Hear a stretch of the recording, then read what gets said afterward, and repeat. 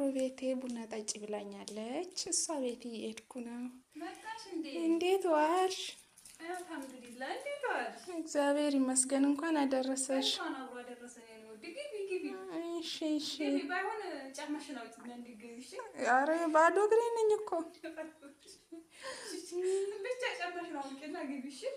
በዓል እንዴት ነው? ምን ይመስላል? አሪፍ ነው በዓል። ባለቤትሽ የለም እንዴ? የለም። ልጆችስ? ልጆች ወጣ ብለዋል፣ ይመለሳሉ። ግን እኔ ከጠራሁሽ እኮ በጣም ብዙ ጊዜ ሆነሽ። አንዴ ብትመጪው ቡናው እኮ በረደ፣ ቀዘቀዘ። አይ ይቅርታ፣ እንግዳ መጥቶብኝ ነው ከሩቅ። እና እንግዲህ ቢመጣ ታዲያ እኔ ከጠራሁሽ ስንት ጊዜሽ ነው? እንግዶቹን እስክሸኝ ነው። መልስ ነው ቡና ጠጡ ያልኩት። አንቺ በዛው ጥንቅር ብለሽ ቀረሽ። እንግዳ ላይ ሆኜ እኮ ነው። እሺ፣ ለማንኛውም ግቢ። በቃ እኔ ይቅር ብያለሁ። ግቡ። እሺ። በቃ ይኸው አሁን ከዝም እኔ አቋረጥ። አዎ ተመካከርን አይደል?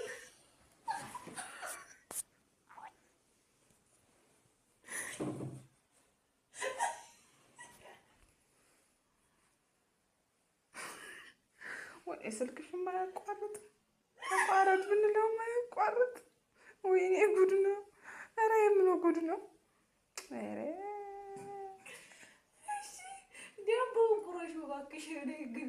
እኔ ሴት ነኝ አባወራ።